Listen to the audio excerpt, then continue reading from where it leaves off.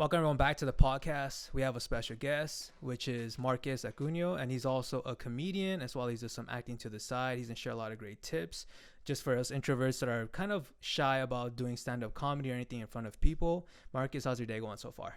Bro, it's going good. Last name's Acuna. There you go. Thank you, man. I needed that. No, I appreciate you, bro. Thanks for having me. Of course, man. I wanted to ask you, what got you started in comedy? What got me started in comedy? It's a super long story. The short version of it is, since I was a kid, I was crazy attracted to entertainment. Mm-hmm. Growing up in a house with a lot of females, I got 5 sisters and 2 younger brothers. But growing up, my sisters got to go to like dance classes and like all the artsy stuff, music classes and all that. And I would go because we didn't have a babysitter. Right. And I was crazy drawn to like the dancing and the music and the singing and all that. And like entertainment was like my thing. The first time I was on stage, I was 4 years old, and it was a comedy musical thing that we did. It was the Ashley Kate and Mary Olsen. They had a record out back then called Brother for Sale. Okay. And I was the brother for sale, and it was like a little talent show at my sister's school. Yeah, and I got to be like, it was like, that was the first time I got to be funny on stage because I had to pretend like I was tied up, and I kept trying to escape, you know? Yeah. And they're like, brother for sale, only 50 cents. Yeah. So that hooked me, like being on stage, and ever since, any opportunity I had growing up to get on stage, I would do that. And then dancing was a huge part of my life. That's like my first love. But I was always a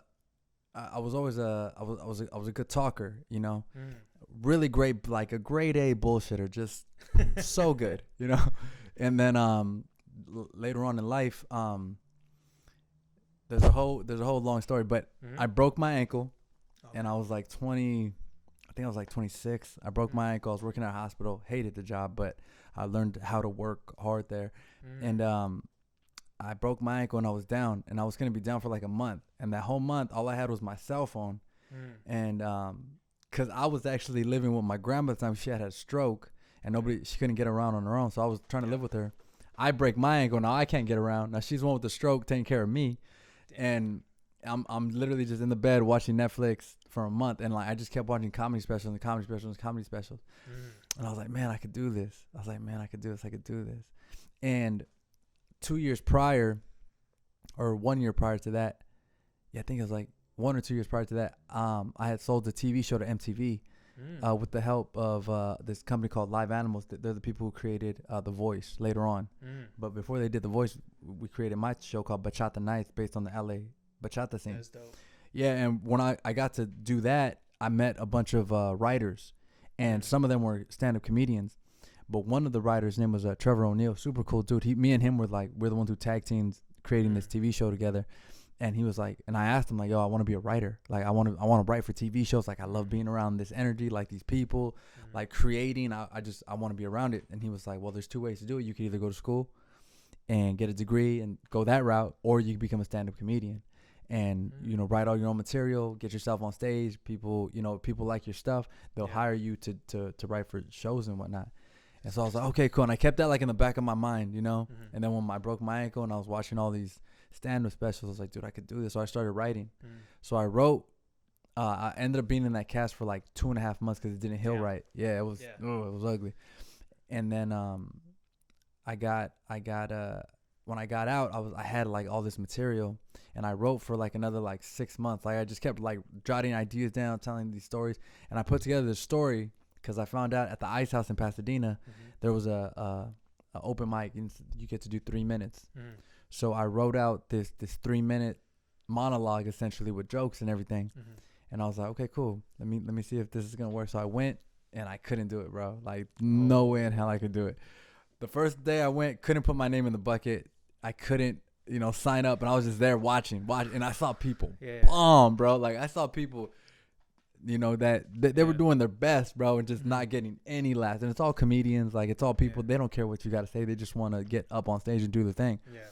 So I was nervous. The second time I went, same thing. Could not do it, bro. Could not put my name in the bucket. Finally, the third time, I got smart about it, and I hit up one of my best friends, Andrew, and I was like, bro, you got to come with me, and you got to help me, sign up, get on stage. And then we get there, and I'm like trying to convince, hey, bro, nah, I'm not ready. Like maybe next time. And he's like, nah, you're doing it. So he wrote it. He wrote my name down, threw it in the bucket, and I was just sitting there like hoping not to get called, because they got limited spaces. Like 4 or 5 comedians in, man, they call me, bro, and I'm like, ah, shit, here we go. So I get up, and my first joke, it lands, and I'm like, okay, cool. I'm like, everyone's laughing. I'm like, okay, cool, and I got a little more confident. Second joke, it lands.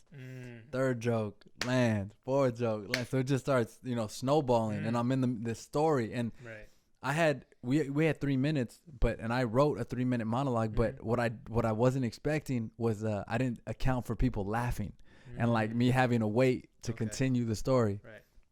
So it took 6 minutes to do this 3-minute bit that I originally thought was 3 minutes. And at the end of the 3 minutes, man, all those comics, they had so much love and respect for me, bro.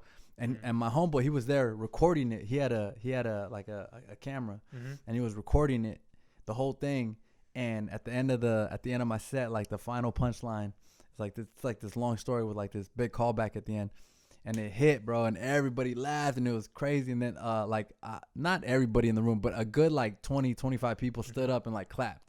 Oh, bro, and it was like he got it on camera and everything. Oh, bro, it was so cool, man. It was so cool. And then from that, I got booked I got invited to audition for a Sunday show with Mr. Dave McNair. He just passed like last week. Damn. Yeah, first dude ever put me on stage. Yeah, he just passed. He was just such a bright, like it's just a bright light. He got me on stage, and then the first time I performed, I did only a 10-minute set on a Sunday night, and I put it on Facebook. And on Facebook, I posted, hey, I'm doing comedy at the Ice House in Pasadena, where George Lopez was, huge, come through. Like 120 people came to see me. Like, that's encouraging. Yeah, it's insane. And the room only holds 80. So there was like, they had to pull in chairs. People were standing along the walls. And like, just because I had so many friends from like dance and from just other things where people were just super supportive, They came through, they watched. And then the producer, Mr. Dave McNair, he was like, Marquez, like all these people are here to see you. And I was like, yeah, these are all like my friends and family and everything. And he was like, man, and they got mad. They were like, dude, you only did 10 minutes. And I didn't know anything about comedy, bro. I didn't know you had to like build your way up from like a 1 minute set to 2 minutes to 3 minutes to 10 minutes to 15. I didn't know any of that, bro. So I did my 10 minutes and I did really well. And people, man, we want you to do longer. So I asked the producer, I was like, hey, next time I come, can I do more time? He's like, how much time you want to do? Not knowing nothing about comedy. I was like, let me do like 30 minutes. And he was like, if you bring 120 people, you could do however much time you want. And I was like, okay, cool.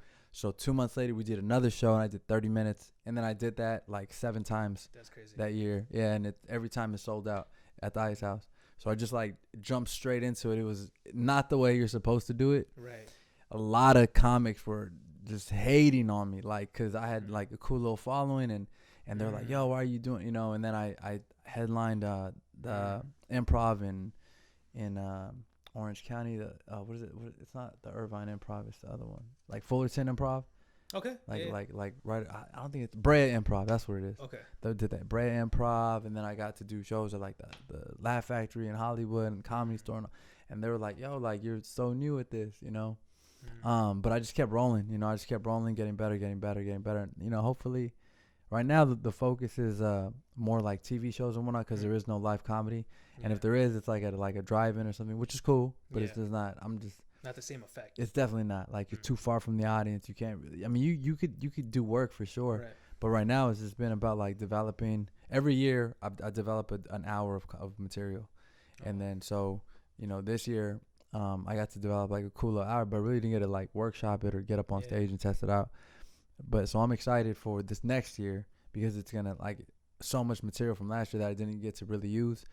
I can incorporate it into what's happening in the here and now. Yeah. But ultimately the goal is to use comedy as like a platform to get into like writing TV shows, movies, all that, with like Latin leads essentially. So that's the plan, man. So it started from like this little like, yo, I just love entertainment, love being an entertainer.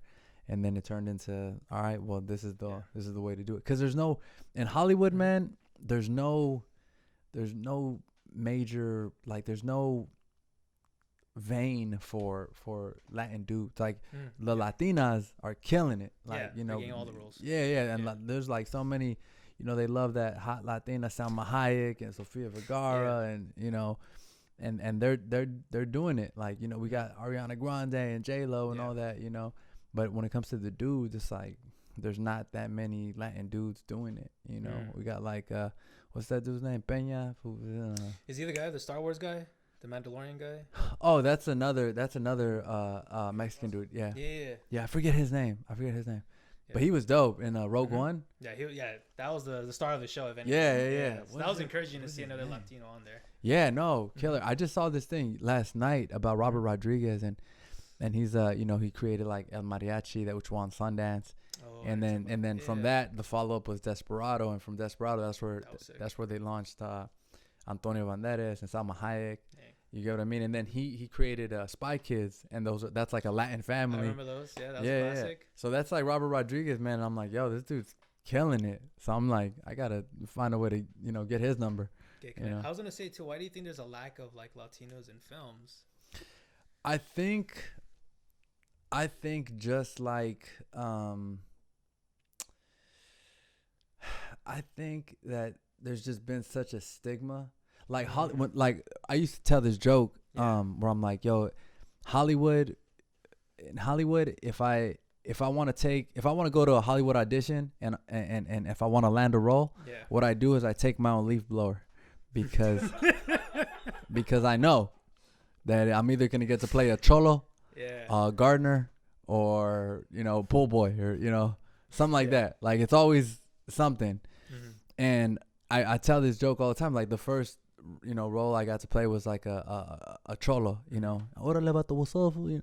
And then the next role I got to play was like a dead cholo, you know, and I was like, dude, like, is that it? Like, is that all we got, you know? And then like, of course, like the gardener roles, construction worker, like dishwasher, cook, like there's all these like little side roles.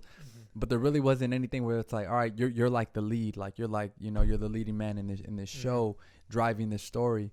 And I think I just don't think Hollywood values or sees Latinos or Latinx people as lead characters. Like we're always spice. Like we're always spice. Like, oh, like let's put a Latina in because she's the sexy mommy, you know, like she has all this attitude. You know, which is cool. Or what they've been doing is like overcompensating, not overcompensating, but portraying like the Latina girl in TV shows as like the super genius. You know, like in Criminal Minds, you got the computer chick, Garcia or whatever, and she's like a, you know, computer whiz, and they always have like those, like either they're super smart or they're super sexy. There's no like just normal human beings that are you know, going through something.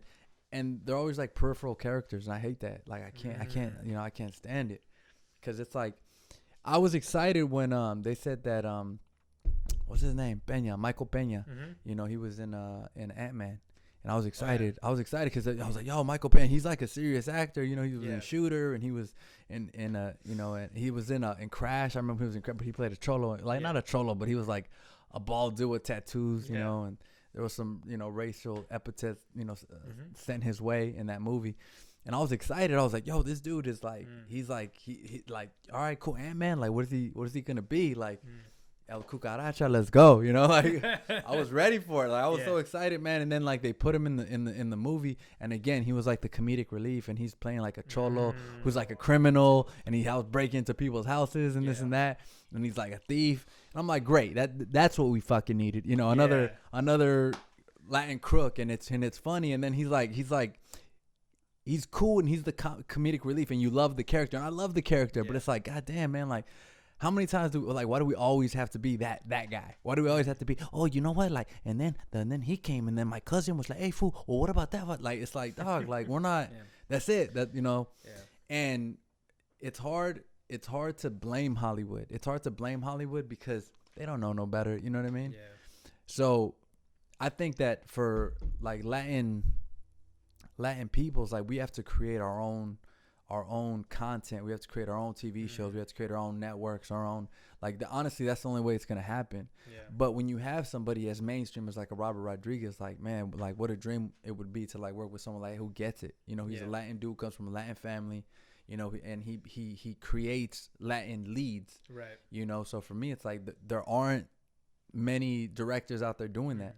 So, you know, like, literally my goal for 2021, man, is like, yo, get in front of that dude and just try to make something happen. Hopefully this TV show that I just shot, the pilot, I just shot for my buddy Augie and the director John, man. I'm hoping that turns into something, you know. And it's like it's a crazy idea, you know. Are you able to give any details about that? Not too many, not too many, just because it hasn't been, you know, picked up. But the pilot will be coming out like in May, and then we're gonna run it through like all the festivals. Oh, that's dope. And so I'm excited because we might have to reshoot some parts of it.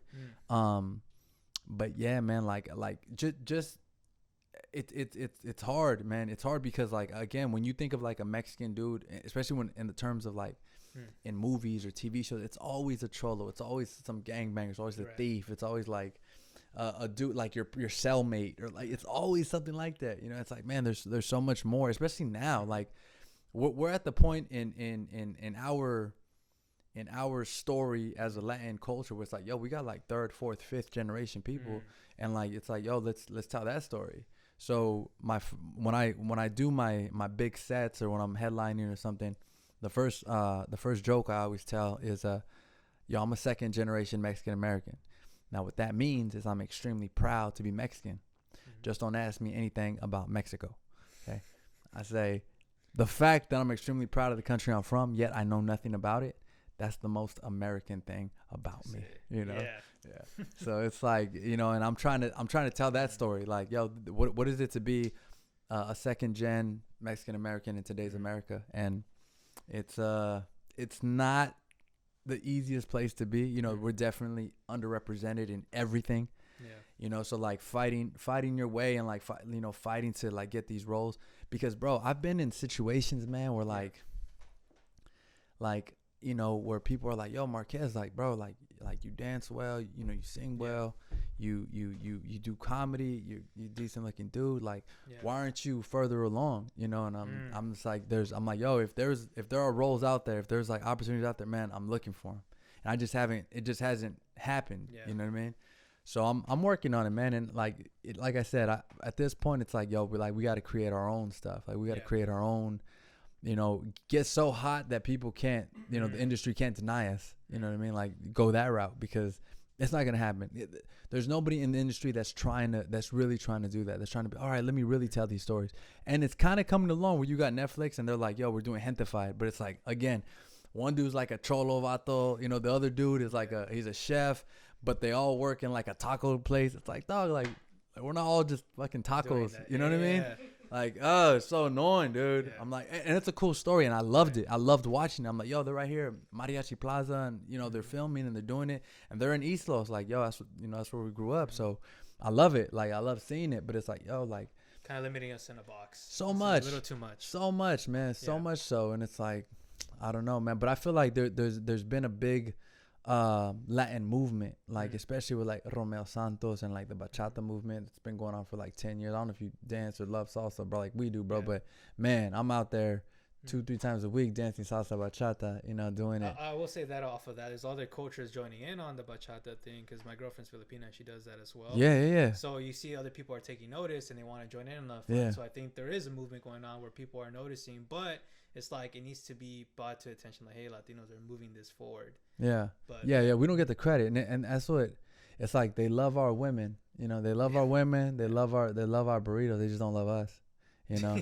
It's unfortunate. It's unfortunate. It's the truth though, man. It's like, okay, cool, well, all right, don't love us, like, but we have to make we got to make so much noise, you know what I mean, that I think what we need is like and I think the George Lopez show was like a huge step forward in the right direction, because that really got America into the quote unquote home of like a Latino family. And yes, it was like a little, like it was too much. Like George Lopez was dope, man. Like and like he he's made his mark on the industry, and like he brought like that like underground Latin culture, like you remember, like, you know, like bringing all our little slang, our little slang, exactly. Like he brought all that culture to like the mainstream. So it's like, thank you for that, you know. And then his TV show, the George Lopez Show, was a great show, man. Great show. You know, nuclear family, and you know, he had problems with his grandma. I got problems with my grandma. You know, like it was just, or his mom's. You know what I mean? Like and like I love him for that, absolutely. But we still haven't had a show that did what like the Fresh Prince, what like the Cosbys and the Fresh Prince did for like the African American community, and like bringing America into like mainstream America into the home of like a black family, like with the Cosbys, or a black educated family like the Cosbys, or like Fresh Prince. Again, you got like Uncle Phil, he's a judge, and Aunt Viv, she's college educated, and then you got Carlton, he's like a genius, you know. Right. So it's like we gotta shine that type of light onto like you know, the Latinos out here.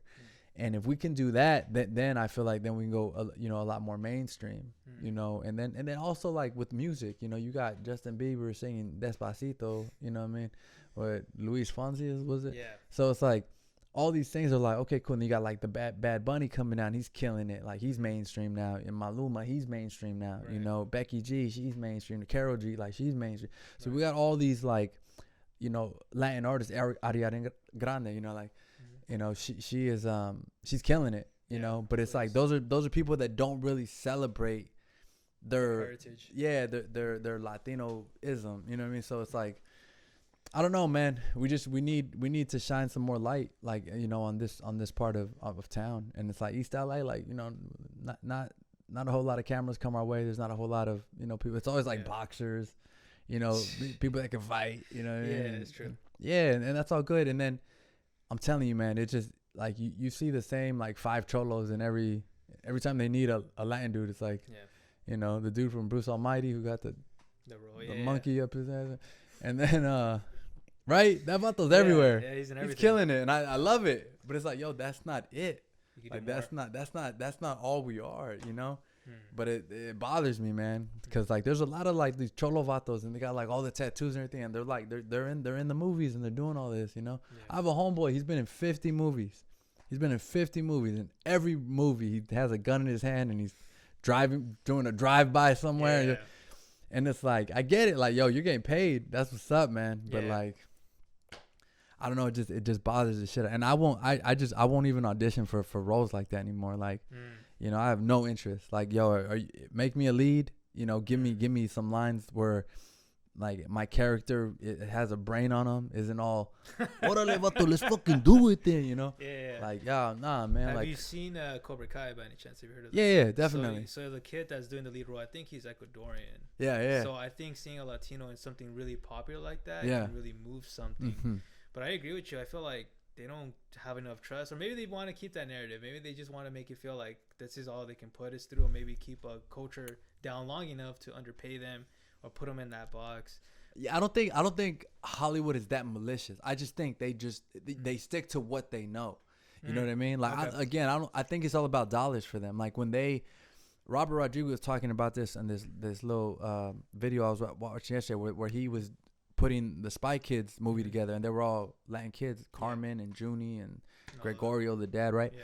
And he's like, yeah, when they came to him and they were like, yo, why are you making them like, you know, Latin or Mexican Americans? Like, like, why can't they just be Americans? And then, you know, he was like, well, this is like based on like my family, and my family's Mexican and Latin, like, well, you know, I can't change that. But he had an argument that made a lot of sense. He said, you know, you don't have to be British to enjoy James Bond. Right? That's like true. The James Bond movies. So he moved forward, and everything he's done has been like crazy successful, even with Latin leads, like, you know, Zorro and you know, Desperado, and, you know, all those movies, and now like the Spy Kids movies, and he's done so many other things, you know. So Machete, you know what I mean? Like Machete is huge, you know. Danny Trejo, you know. So it's like there is a market, and that's the thing that I don't think Hollywood or the industry really understands. Like in the Latin culture, like, yo, once you're famous forever. Like, you got fans for life, man. We're like, and in America, it's like, yo, you could be hot for a minute, and then you're gone, and then everyone's like, yo, what happened to Bow Wow? Yeah. right. But like, yo, Selena, like everyone's still loyal to Selena, you know, and it's like, she ain't come out with a hit in a while. I'm just playing, but yeah, like she has a show. Yeah, she got a show come out. Yeah. You know, but I'm just saying, like the Latin community is like one of the most loyal communities, like, and they got the dollars to invest in things that they like, but we just had to produce the content for them, and we do have that on the Latin side, like we have the Latin, you know, the raperos, you know, and the reggaeton. And I was thinking too when you mentioned about the money that needs to be invested to get more Latino loyalty. I was just thinking, this is a different industry. I'm sure you've heard of Hot Cheetos. Yeah, of course. Guy made it. He was a janitor. Obviously, he mixed it. He put it to the CEO, and he didn't have a great education either. Yeah. But because of that, it's one of their $1 billion portfolio. So I'm thinking, like, now they have a Latino. And this is, I think, Frito-Lay. I think that's under the Hot Cheetos. And basically, now they have that loyalty, and now they're making billions of dollars. And there's your opportunity, Hollywood, if you give that and expand it. So I think if they take that, there'll be more money for them to go, because that's obviously what they're pursuing. There's nothing wrong with it, but at least create that opportunity. Yeah, no, and that like I'm telling you, like it's just such a huge blind spot for them, you know, like but again, like there's just not like a huge factory for, you know, like there's nobody producing like these Latin stars where like every, you know, little white kid or little black kid that's singing or dancing, like, yo, like there's avenues, you know, for them to go where again, a huge part of it is our own culture. Like our own culture isn't like everything seems so impossible. Like, you know, everything is like, yo, you want to sing, like vas a morir de hambre, like, you know, that's you know, you want to dance, like, yo, eso no es trabajo, you know, like it's not something that, you know, our families look at as something of value. You know, and so when I was coming up, and I was a really great dancer, man. Like growing up, I loved to dance, man. Like I used to lock myself in the restroom and just dance. And then at my sister's quinceañera, yo, I broke out, bro. Like I was like 11, and I had already been like, you know, getting down in my bathroom for like 5-6 years at that point. So, you know, and literally that was the only place I would dance. Literally, like I couldn't dance in front of anybody, and you know, you're a boy, and you know, it's like, you know, you feel embarrassed, but I loved it. So like in the sanctuary of the bathroom, where the only place where there was a mirror, like I would dance, and then, you know, I'd have the shower on and music going, and like, ¿Qué estás haciendo? You know, like you're wasting the water. Yeah, exactly. And they all thought I was jerking off sooner than I ever knew about what that even was, you know. Yeah. But yeah, man, I used to dance, and then my sister had a quinceañera, and I was there, and like everyone was dancing, and the dudes were dancing too, and I was 11, and they were all like 15, 16, you know, and they were dancing. I was like, yo, tonight's the night, you know, and I broke out, and then everyone was like, oh, your brother could dance, like he's amazing, you know. And then from then on, I was just like, I finally came out the closet, you know. I was like, I'm gonna be a ballerina now. But I was into hip hop, you know, so I was doing like popping and hip hop and all that stuff. So I got really good at that, and every talent show I ever entered, like I won. Yeah, it was mad cool, and I got to go to all these like cool places and clubs in Hollywood. I was like 15, and that's insane. Yeah, no, it was real cool, man. Cause I met these people. There were these girls that were in college, and they were like part of this thing, the SoCal dancers or something like that. And then they were like, yo, you got to come to these dance spots. And I was like, oh, I'm so young, you know. Yeah. Oh, don't worry about it. Like our friend's a DJ, we'll get you in, this and that. And I was like, okay, cool. And you know, one of my older homies, he had a car. Yeah. And then, I'm gonna go hang out with my cousins tonight, or I'm gonna go hang out with my homies at their house. And then we would end up in Hollywood at these places, and you know, and get to dance and do all that stuff. And it was great, man. Like it was crazy good. But even in that industry, like I would go once I started doing like auditions and stuff. I was 18 the first time I got offered a role in a movie. It was with the Freedom Riders and Hilary Swank. Oh, that's dope. Yeah. I was just at the Debbie Reynolds Dance Academy, and that's when like the Rise movement was big, Tommy the Clown and all that. And I was there, and I was just walking by, and they were doing auditions in like the adjacent studio or whatever. And this lady comes out, she's like, "Hey, I love your look. Like, you know, we need a Latin character for this role. Would you like to audition?" I did like 6 auditions. Yeah. You know, and then they were like, all right, cool, like you could do this, you know, whatever. And then I wasn't part of the Screen Actors Guild, so I wasn't able to do it because they were going through like a strike at the time. Yeah. So that happened, And then but they still offered me like to be like one of the other kids in the class. Yeah. You know, and I was gonna do that, but it like I had a job at the time, and like they wouldn't tell me what it was gonna pay or if it was, so I didn't. It was so uncertain for me. Yeah, so I was just like, maybe not, But yeah, bro. Even then, like in that world, like it's all black dudes. You know what I mean? Like in the hip hop world at that time. Yeah. And there was like a few like dope ass white boys, like Wade Robinson was killing it. He had a TV show and everything. But it was just not like everywhere I went, man. I was like the only Latin dude. And every time, man, every time I went to those types of things or even auditions, like man, it's if it's something where they'll say like any ethnicity, bro, when I go, I'm the only Latin dude, like 9 out of 10 times. Dang. But then when they're like, all right, like we want like Latin dudes, this is like a Latin role or whatever. Yeah, like I'm more than likely I'm a book it. But again, it's like like I think I booked a role where it's like a teen dad. It's like, come on, man. Like, you know what I mean? I had to carry this kid as a white baby. I was like, how did I have a white baby? Wow. And my supposed wife in this shoot, she was black. She was like this French chick. How does that work? Yeah, we had a white baby. I'm like, oh, come on, you couldn't find a little beaner baby somewhere? Yeah. Like, come on. But yeah, Hollywood. I'm telling you, man, Hollywood's they just don't know yet. They just don't know yet. And if we build our own thing, man, like we could really make it happen, man. And I'm telling you, there's such a hunger. There's such a hunger in especially in our community out here, man, where it's like, LA is little Mexico, man. Pretty like much. You know what I'm saying? So it's like we got Texas taking over Arizona. We already got Florida, but they I don't know what's in the water down there. Voting for Trump and shit. Fucking Cubans. Yeah. But Mazabal, all of them. Fuck Portos. So, I was gonna say, is that maybe one of your motivations is to like want to break out and give that opportunity to other Latinos and finally break that mold? Like this is the only narrative, or you have other motivations? Yeah, well, my whole thing, like for me, it's all about like storytelling, man. Like and like I want to tell like the stories of like young Latin dudes that went through what stuff that like similar to what I went through. Stuff like my dad has some crazy stories, man. Growing up in East LA, unincorporated East LA, when it was like the Wild Wild West, man. Everyone had a gun. Everyone, people getting shot, this and that. Doing what they had to do for money. Couldn't get a job anywhere. Like just, telling those stories, man. And then like the success stories, that came from that. Like just for me, like when they talk about like, oh, like it's great to see yourself on screen. Like I really didn't understand that. You know what I mean? I really didn't understand that. Yeah. And I was like, that sounds hokey. Like that sounds dumb. You know what I mean? But and then when I saw Rogue One, bro, like when I went and I saw Rogue One, and it was like a Latin lead, and he was like smart and courageous, and and he was killing it, right? What's homeboy's name from Rogue One? Yeah, I don't know. Yo, Google it, man, cause we gotta say his name. We gotta give his respect, right? Yeah, we do, man. We're talking about the Vato. I'm like it's like on the tip of my tongue. Hey, when you say it, I'm gonna be mad that I didn't remember. Diego Luna. Diego, motherfucker. Son of a.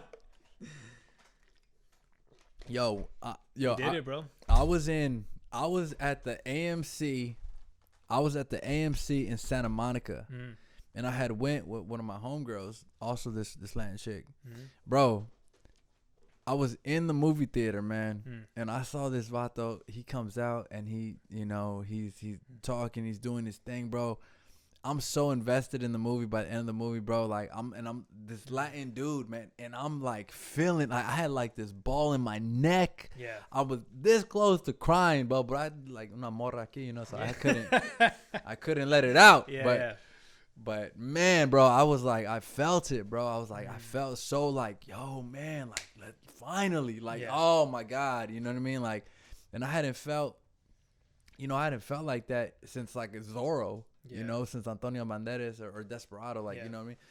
And so I was like, God damn, like they're right. You know what I mean? Like, and I'm just thinking, like, I don't know, like, even I love Marvel, right? Yeah. I love Marvel, bro. I've seen the whole Avengers, since Endgame, Captain America all the way, the Iron Man 1 all the way to Endgame, right? I've seen it like 5-6 times, man. I'm like, they couldn't give us one superhero, bro. That's Not true. one superhero. Not one. Come on, man. Like, it's like it's so many opportunities. You know what I mean? And just not one, bro. All the white people got the powers. You know, and it's just like it kills me, bro. Yeah. I'm like, man, you know, and Gal, what's her name? Gadot, the Wonder Woman. Gal Gadot. Yeah, I think that's her name, Gadot. I think she's some type of Latina, right? Or is she? She's where? Brazil. From Israel. Oh, okay. Well, that's close enough. Yeah, you know? we'll take it, bro. But that's the thing too. Like that's like you're mentioning. Once I saw the mentioning just for me, Cobra Kai, I was like, dude, there's a Latino role, and this show's really popping. Yeah. It makes you happy to see that, and even the kids that are Latinos are able to see this kid Miguel that's playing the role. Yeah. It's like, dude, that's what we need because it's gonna encourage them, spur them on, and change the culture with the new generation that's coming out. Yeah. So I agree with you that, bro. I think we just gotta push that too. I know we come from the old generation where it's like you gotta work, and that's the narrative they live with, the old boomer generation. But definitely, I feel like what you're trying to do is gonna try to turn it around. And I was even thinking too, like I think we're lacking the unity. Like you mentioned, a lot of great names, singers, actors, but they're not coming together to give other people that opportunity. Man, I call all them out right now, bro. Like, yo, with Trump the last 4 years, bro, like how many of our Latin superstars, quote unquote, were out there like on the front lines being like, yo, what's up? You know? It wasn't happening, bro. Yeah. And it's because, you know, they weren't trying to mess up their money. Like, Mr. Worldwide, where the fuck were you? You know what I mean? Yeah. Like, yo, like, how many times, like, where were those tweets? You know what I mean? Yeah. But again, he's a Cuban, so I can't blame him. You know, the waters, right? Yeah, the water. I don't know what they do down there, bro. I'm telling you. That's funny. No, that shit kills me, man. It shit kills me. And like, I love J-Lo, but she's like, oh, I don't want to get political. It's like, all right, well then, you know, who do we have? Yeah. You know what I mean? Like, yo, like, I don't know, man. We don't have a Tupac. You know what I mean? Like, we don't have someone who's out there like explain like, yo, this is what it is. We don't got a Bob Marley. We don't, you know, and it's unfortunate. You know, at least not that I know of. Yeah. You know, I mean, you know, I'm like trying to figure it out. We had like Cesar Chavez, right? He was, of course, dope, right? But I mean, he's not like mainstream today. Most kids don't know who that is. That's a street in front of ELAC. You know what I mean? Like they don't. So it bothers me, man. Like our Latin artists, our Latin people, the few that we have, like they weren't out there. You know, like they weren't out there, like, you know, talking about, you know, being misrepresented. And, you know, you got somebody like Ana Navarro, you know, on CNN talking about it, like, yo, what's up? But it's like, again, she's not like mainstream. You know what I mean? Mm-hmm. So it's just, it kills me, man. It kills me. But we do, you know, like I said, on like the Latin side, like we got some artists speaking out, you know, on the, in you know, from South America, you know, Central America, you know, some people speaking up, but it's like, that's not here. Those aren't like the people here like who are really representing us. And that for me, like you're talking about the unity, like, yeah, man, there's very little unity in that regard. Like, again, George Lopez, love George Lopez, man. He's huge for the community, huge for the culture, man. And I don't know, I've never worked with them. I've never had the opportunity, but I know people who have, or had the, or worked close enough to him. And like, I love Kevin Hart because Kevin Hart is like, yo, I'm Kevin Hart. I'm doing my things. This is my next coming up. Tiffany Haddish. This is my next dude coming up. This is my, you know what I mean? Like, he's putting him on. Yeah, putting people on. And I'm like, yo, like Lopez, he put on like his driver, like who was like always with them anyway. I forget his name's what's that about? It starts with the C. It's some bald vato, some cholo vato. I forget what his name is. And like, okay, cool. Like you know, you put Homeboy on in the show or whatever, but it's like there's like, why haven't, like, where's that talent? Yeah, like where's that like, yo, let's create, like, let's throw that rope back, you know. And you don't have to, like, if that's not his thing, it's not his thing, you know. He's focused on him, his money, whatever he's doing, you know. Okay, cool, yo, he's done enough. He's done more than enough for the community. But for me, like, I'm like, man, if I ever get the opportunity to and I'm on that mainstream, I'm at that level, like, man, I would love to create, like, you know, platforms and opportunities for younger artists or younger people, so that way I could create like this movement, you know what I mean, where it's like people like us aren't afraid to go get into the industry, people, because you know, it is tough right now. It is tough trying to, like, oh man, like, you know, trying to feel like I've been kicked off of sets or kicked out of things because they're like, oh, your personality is like too big. And you know, because the lead, I shrink them, you know, like when they're they're just not as charismatic, or they're not as talented, or they don't, I don't make them look good. So, hey, he got to go. It's like, all right, cool. Yeah, like, I'll wash dishes in the background. Just pay me, Yeah. So it gets tough, man. It's a tough industry, and it's gonna be that way. Like, there's nothing. Complaining's not gonna do anything about it. Like, complaining, it's not gonna work. Like, the only thing that's gonna work is like, creating our own platforms, our own content. So that's why I'm trying to work with like young filmmakers, young artists that are like also trying to do something to showcase who they are, and they so happen to be Latino, but they're proud of that Latin heritage. So for me, that's what it's about, bro. Trying to find those people and hopefully work together and create that community, create that unity, because our older generations, like, they're just not doing it. So it's on us, bro. Like, it's interesting. Yeah, definitely. If that was the case, they would definitely circulate more money into the communities and help one another out. And I feel like you're onto it, bro. Like, I definitely feel like we are that missing link to provide that bridge and be able to allow anyone just to kind of speak their mind or even have the opportunity. Because honestly, bro, like, even with the small little platform I have, that's kind of what it is, because no one really is given that. And like I said, Hollywood, like you said, they just don't know any better.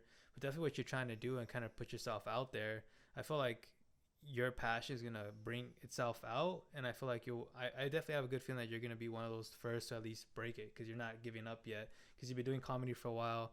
And even thinking of a question for you too, what the comedy side of it was like, you either had an option to either go to college, like your friend was saying, I think it was Noel, right? You were mentioning, he was telling you either go to college or you either do stand-up comedy to be a writer. You're talking about Trevor O'Neill. There you go. Trevor O'Neill, thank you. Yeah. And I'm thinking you had those options, so you could go the long route going to college, or you could actually gain real life experience. But because you really wanted to pursue that passion, now that you stop it, you did it anyways. And so I feel like that's kind of like what's needed, to just be like, screw it, I'm gonna go out there. Because I feel like a lot of the Latin communities, like, you got to go to college, get your education. But I'm like, no, there's all these other avenues that doesn't really require that, and it may not even be your passion. Yeah. That we might have something here, and we can create our own things and kind of have everyone be like, hey, let's look at our own content. Because I feel like other cultures are doing that, and they're able to build their stuff up, and we're kind of falling a little bit behind. Yeah, no, definitely.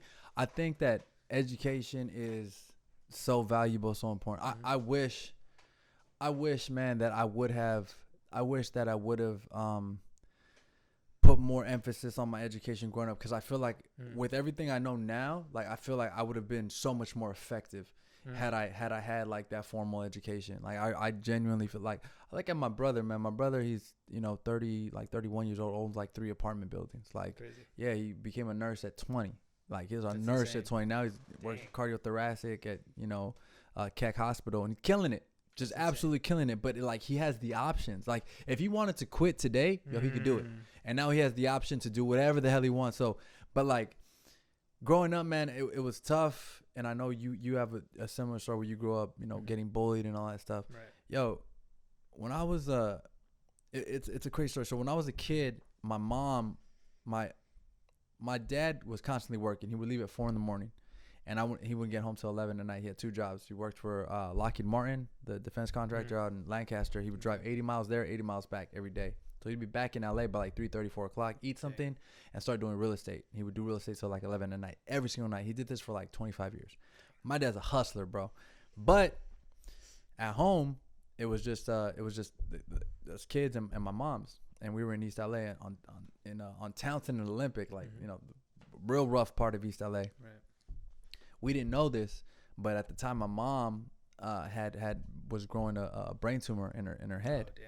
Yeah, so by the time I was like 5, like, I'm trying to get to school and stuff, no one even taught me like my ABCs, my colors, nothing. So I go to kindergarten, and it's like, I didn't even know my name was Marquez, bro. Like, at home they call me Cooney. Yeah. So they're like, oh, Marquez Acuna. Like, I didn't, everyone answered their name. I didn't hear Cooney, so I didn't answer. Gotcha. And they're like, is your name Marquez? I was like, no. I literally, like, they asked me if my name was Marquez. I was like, nah, I don't know. And it was so weird for me to like interact with people who I'd never seen. It was just like an overload. Yeah. And I remember like being crazy overwhelmed and just being so out of place. And I couldn't, I literally, like, everyone was so much further ahead. And so that was kindergarten. My first grade teacher used to hit me. So she'd pull my hair, slap me in front of the class, tear up like my papers, just constantly embarrassing me. Yeah. Yeah. And it was at a Catholic school right there in East LA.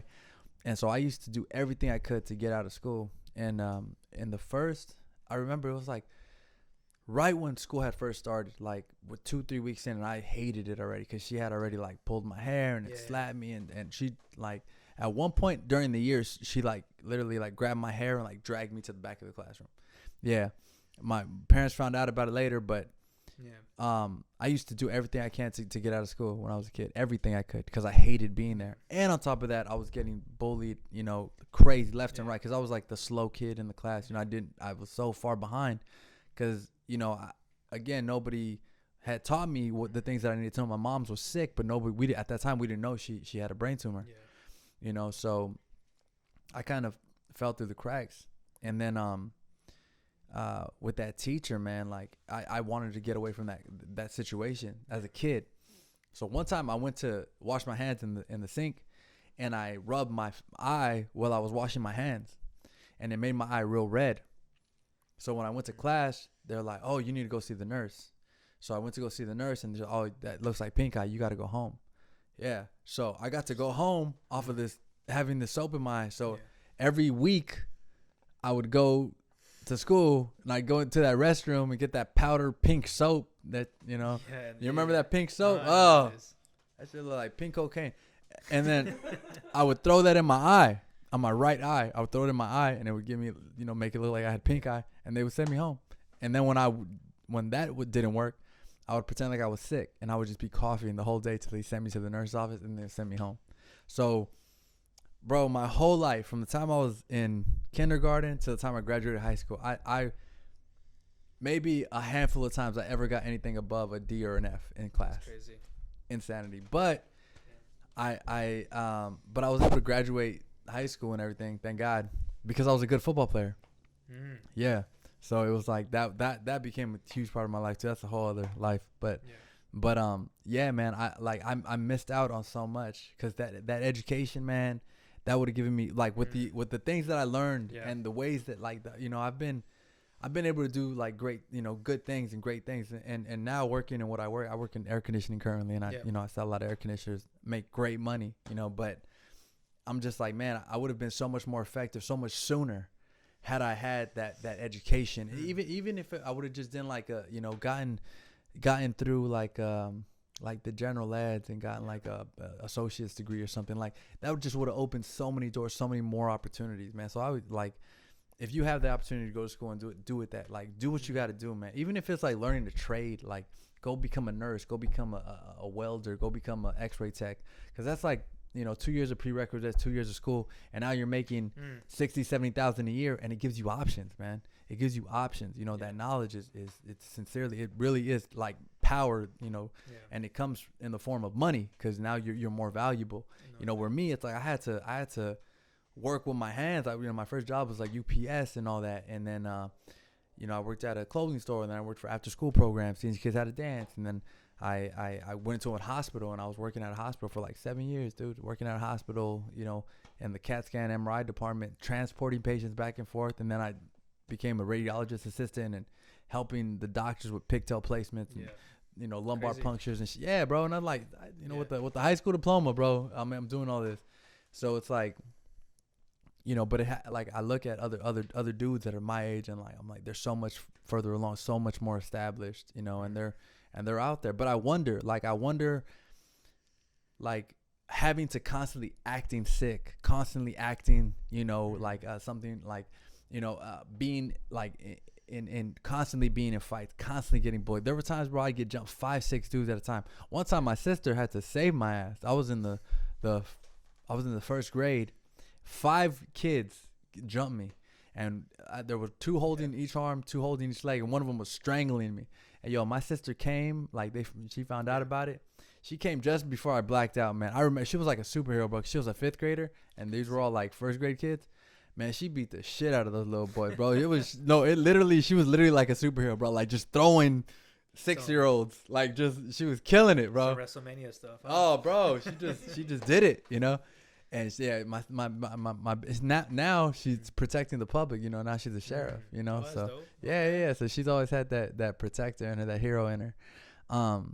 But yeah, bro, it's like you know, I wonder, like, would I be would I be as good as I am at the things that I do now, the entertainment, like, you know, because because things were so bad at school, because things were so bad, you know, with that. And then my mom, you know, got diagnosed when I was 5. She got diagnosed with a brain tumor, and then watching my mom deteriorate over years and years, you know, not having a mom, you know, there to support and like do all that stuff. Like, though, I wonder, like, all that emotional stuff that I was going through as a kid, like, I wonder if had I not gone through that, like, would I have turned into an artist? Like, I wonder, you know what I mean? I was curious, man, because you're right. There are the benefits of education, and then I'm thinking, me coming from that background is like there's degrees that do work and the ones that don't. And I know you mentioned some that were like, yes, it has potential to earn more money and help your family provide. But even you, kind of like your upbringing, like I noticed that you did pick up some bad habits from what you did from when you were younger. Do you feel like you corrected them, or you had to reflect and be like, man, this kind of messed me up as I got older, or maybe it's something I can work on? Yeah, no, I was, like I said, bro, I was a great bullshitter because I was a phenomenal liar. Like, when I talk about a phenomenal liar, I mean I was a phenomenal liar. You didn't lie about these stories, though, right? No. These stories are all, like, it's crazy because at this age, like, I'm like, great. I don't need to lie anymore. Like, I've been able to get past the things that you know that bothered me when I was a kid growing up. But yeah, bro, like it was so difficult growing up. You know, again, like, constantly having to pretend like I was sick, or like, dude, I used to pretend I was my dad on the phone. Like, I used to make my voice deep. Yeah, bro. From the time I was like in the 7th grade, I would say, like, I would call the school and be, you know, I would tell them that I had a dance auditions, or that I had a doctor's appointment, and I would like, my parents would drop me off at school. I would walk in the front of the school, walk out the back, and just be out in the streets, bro. Like, with homies, I feel like you would have developed more of your street smarts, no? Because of that, in a way, you have your own skill set. Yeah, no, absolutely. And yeah, my street smarts are yeah, like, definitely. Like, I grew up in the streets. I grew up fighting. I grew up doing really stupid shit, like, just not and stuff that I'm not proud of, you know, growing up and getting into the fights that we got into and doing things that we did, like, you know. But again, like, when you grow up and in the way that we did, like, it was just not, like, it was like, you got to figure out a way to make it, you know. So for me, it was always about like having people respect me. Like, that was like my important thing for me. Like, yo, how do I, you know? And then, you know, I knew it wasn't gonna be through school. Like, I knew I hated school. So when I found football, like, for me, that was like, that's where, like, my work ethic came in. Where it was like, dude, I used to literally sleep on my football. You know, like, every day I'd get up at 7 in the morning. I'd be in the weight room by 7:30.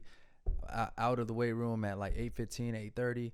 And then I had go to school all day. Then I had football practice at 3:30 to 5:30. After that, I had film study from 5:30 to 6:30. And then after film study, I would go home. There was a park right by my house called Acuña Park. I'd be out there till 8 o'clock at night working on my footwork, throwing my football at trees, at trash cans. Crazy.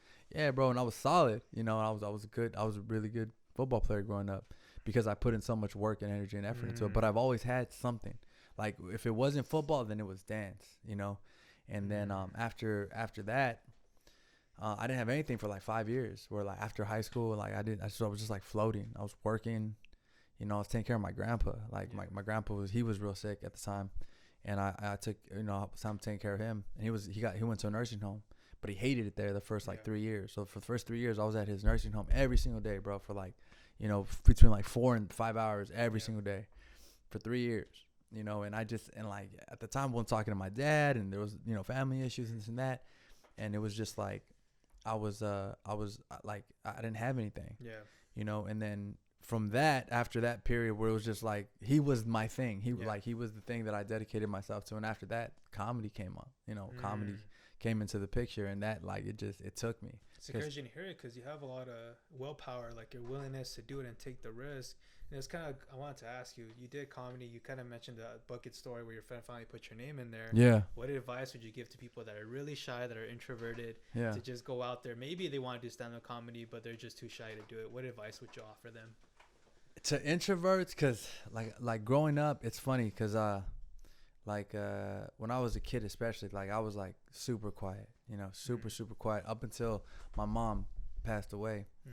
And I was that super introverted kid. And then when I went to a new school, I was like, I'm not going to be quiet. I'm not going to be shy.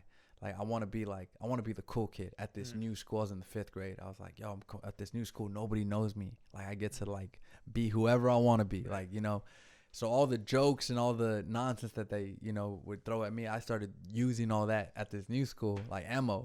And they thought I was, like, the wittiest, funniest. You know, I'm just, like, recycling jokes. Yeah. And so it's, like, just you got to, I think, for introverts, like, you gotta find an avenue to express yourself. You know what I mean?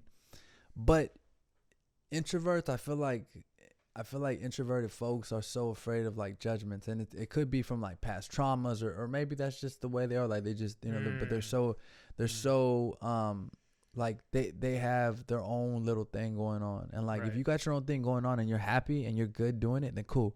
But if you're an introvert and you want to express yourself more, if you're an introvert and you want to get out there and you want to put yourself out there, yo, there's no easy way to do it. Like whatever it is that you're trying to, you gotta take that risk, man. You gotta put yourself out there, and you're gonna suck. Like no matter what you do, you're gonna suck.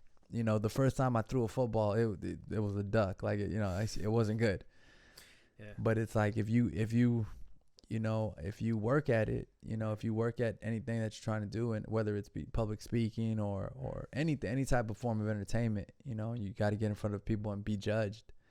Like go get out there and do it, and it's gonna hurt. You know, sometimes like it's okay to retreat. You know, it's okay to go out there and get knocked down. Yeah. And you don't got to get up right away, man. You know, stay down for a bit. You know, it's not a problem. I used to think you got to get up right away. Nah, man. Like I've done shows, bro, where not one laugh for 15 minutes, 20 minutes, bro. Not one laugh, you know. And then I've done shows where like the first 10 minutes, not one laugh. And then the audience, like it's weird. Like once you accept it, yeah, these people hate me. There's something that happens. When it's honest and you're just like, all right, like you guys don't like me, you know, and you come from that place of honesty. All of a sudden you're connected to this audience and now they're laughing because they don't like your material, but they like you all of a sudden, you know. And it could be just a simple comment like that you make. It's like, man, I thought this was going to go so much better, you know, like, you know, and as long as you have like those really honest moments, like, man, when it comes to introverts, like, man, if you want to do comedy, like just get up on stage and just be honest. Don't try to be funny. Be honest. Like there is so much more value and there's so much more comedy in your honesty that you know, then you trying to like figure out what is going to make people laugh, especially if you don't understand people, especially if you're not great at reading people. Like, no, just get up there and be who you are. Talk about things that you really love. Talk about things that you really hate. Yeah, you know what I mean? Because it's and again, you're gonna suck. But trust me, if you stick with it, like you're gonna get better. Inevitably, you're gonna get better. The more you do it. Back at it 6 months, like, wow, I came that far from that first joke. Oh, 100%. And I wanted to say, Marquez, as we kind of wrapping up the podcast, I usually ask this question as we wrap it up. Was COVID-19 has been a crazy year, you know, with everything going on. Yeah. What do you feel is like the biggest lesson you've learned from that? From COVID? Yeah. From COVID, don't make out with white girls. I'm just especially from Florida. Yeah, especially from Orange County. Like LA's Florida. No, from COVID, man. It's been like a year of solitude. You know, there's been a lot of time to like hang out and chill. And like some days these last like 4 or 5 months, I've been crazy productive, like crazy productive. But the first, you know, part of COVID, man, COVID, it threw me for a loop, man. It really did, because I the day before LA got shut down, I paid 6 months of rent cash to a lady in Hollywood, because I was gonna move to Hollywood and do comedy full time. Like I was, you know, I was doing good in the comedy scene. I was doing bigger shows, and I was like, yo, I'm fine. Like it's time to move to Hollywood and do it full time. And I went and I dope ass apartment and everything, and I put down 6 months of rent, Crazy. And the next day, LA got shut down. The next day, bro, Newsom is like, yeah, we're going to mandatory lockdown for 3 months. I'm like, shit, let me go get my money back. Luckily, she gave me my money back, bro. But it broke my heart, dude. Like the first 3 months was so tough, man. I had just gone through a breakup. You know, I had been with this girl for like 5 years. This Charger cheerleader, and yeah, bro, we broke up, and it was a tough breakup, man. And, no more season tickets. No more season, bro. I didn't get season tickets anyway. Shit. I went to one game, you know, and but yeah, man, it was like it was tough, and for me, like I had to COVID gave me the opportunity to be on my own and like and focus on being okay, being Marquez, like because you know when you're like a dude like me, like you constantly need to be performing, you constantly need to be talking to people, you constantly need to be, and then all of a sudden you don't have that, you know. And it's like that. It was depressing, man. The first like 6 months was like crazy depressing, bro. Where I was like, man, I didn't want to work out. I didn't want to go anywhere. I didn't want to do it because it's like, what if I get sick? And then I got my dad's at home, and I'm like, I didn't let my dad leave the house the first 4 months. Like literally, like, I was like, yo, give me your keys. You're not leaving. Like, because I was so afraid. We were all so afraid of it, you know. It was. And it was intense. And so, you know, it was a lot of stress, you know, but it was like now coming out, like, you know, and right now there's like 4,000 Americans dying every single day because of COVID. So it's like, we're nowhere near over this thing, but it does feel like there's some sense of like, yo, things are definitely going to get better. The vaccine's coming out. We got huge batches coming in June, July. So hopefully by then, you know, a good portion of the American population is going to be vaccinated, and we'll be able to kind of get some sense of normalcy back into our everyday lives. But this time that when everything was down and there wasn't anywhere to go and there wasn't anything to do, like, man, I really had to like sit with myself and like reevaluate, like, all right, what do I really want? Like, what are the things that I really need to do? Like, you know, and how do I do them? You know, so like getting up at 5:45 in the morning to get a workout in before I go to work, or, you know, making sure that I get my running in, or my diet, you know, my macros, and, you know, counting protein and carbs and oils, and like doing all that stuff is like, you know, COVID has really given me the time to, you know, figure out all those things, and also watch everything ever on Netflix, you know, so literally, bro, I've watched everything. And I try to convince myself it's research because you're going to be an actor one day.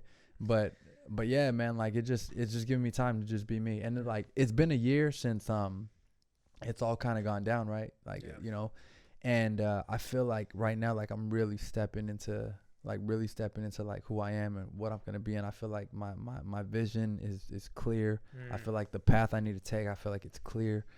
And now, like, I'm getting to meet, you know, people, like-minded individuals like yourself, you know, people who are driven, who want to do things, you know. So it's just like, it's just work, man. Like, I always, you know, I watch a lot of those motivational videos and stuff, and I love them, especially when I'm working out in the morning and it's 5 a.m. and I don't want to get up.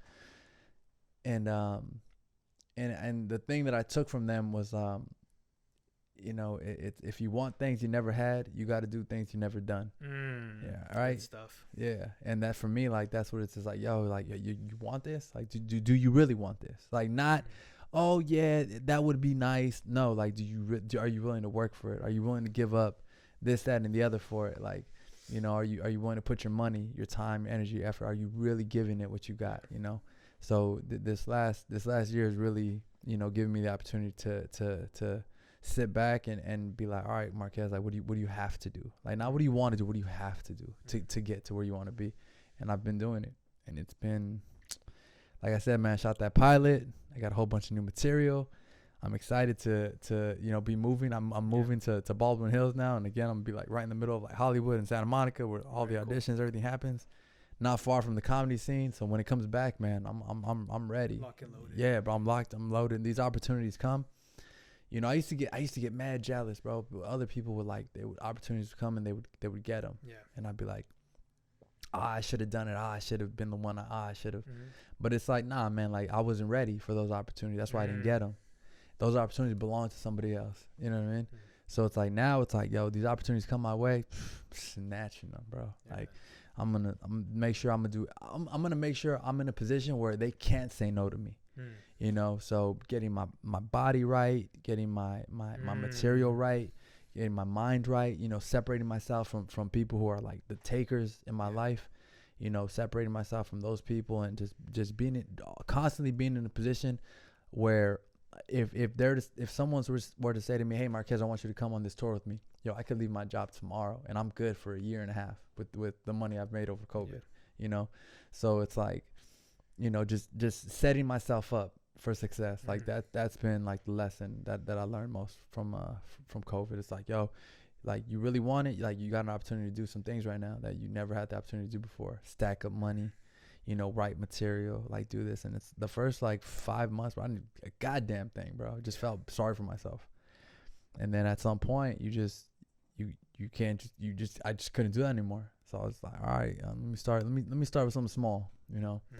And it just kind of snowballed, and right now it's like it's going full force, man. And like I said, I'm meeting cats like you, just shot that pilot, so we'll see where the story goes, man. Hopefully somewhere good, hopefully somewhere you can tune in on Netflix or Hulu, man, or something. I'll be rooting for you, man, because that's what we need. We need more representation of anything. Yeah, man. And you definitely be the one, Marquez. And I wanted to say, as we're wrapping it up, any shout outs you want to do, anything for your Instagram or any way they can follow you or check out your material? Yeah, definitely.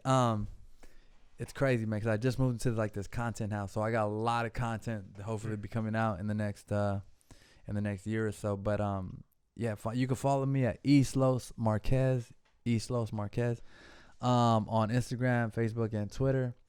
Always representing Islos. Shout out to all, of course, like my whole fam, me and my pops. My dad especially, man, it's been crazy therapy. You know, he got a motorcycle after I got a motorcycle. We've been riding a lot together. So shout out to my pops.